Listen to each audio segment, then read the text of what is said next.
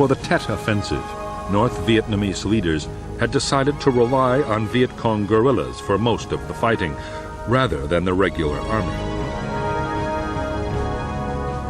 They believed that the people of the South would be more likely to join the revolt if the offensive was led by Southerners.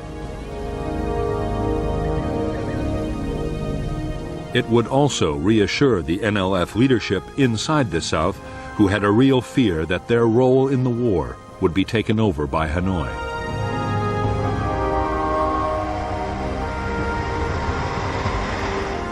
By late 1967, the NLF and the North Vietnamese Army together fielded 128,000 main force troops in South Vietnam, most of them in 152 infantry battalions.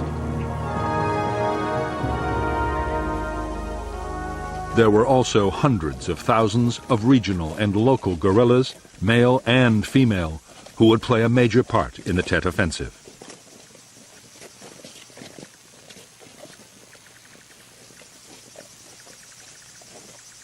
Although the Americans believed that local Vietcong guerrillas in the villages were supplied and supported by the main force units, the opposite was usually the case. It was the village guerrillas who supported the main force battalions.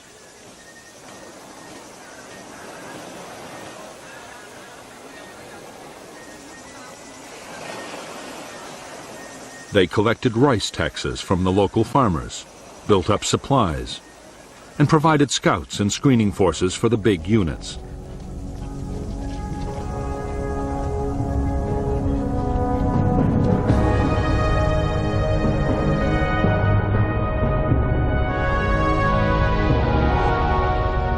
All communist military forces in the southern part of South Vietnam were controlled through the Viet Cong's mobile headquarters, the Central Office for South Vietnam.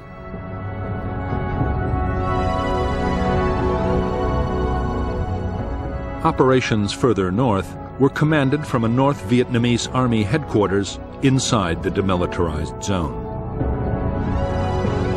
For the Tet Offensive, the NVA would deploy elements of the 341st Division, supported by Viet Cong sapper battalions just below the demilitarized zone. 3 more divisions and a regiment would be deployed around the U.S. Marine base at Khe Sanh. Further south, 2 divisions, supported by Viet Cong sappers and artillery units, were spread out along the coast, and another was deployed in the Central Highlands.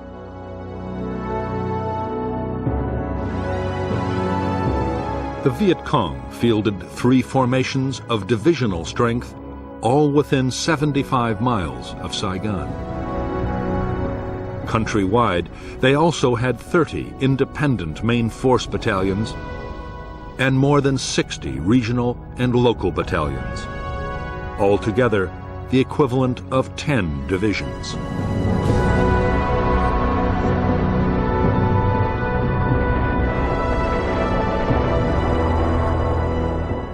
During 1967, American fighter bombers would fly 53,000 attack sorties against the Ho Chi Minh Trail.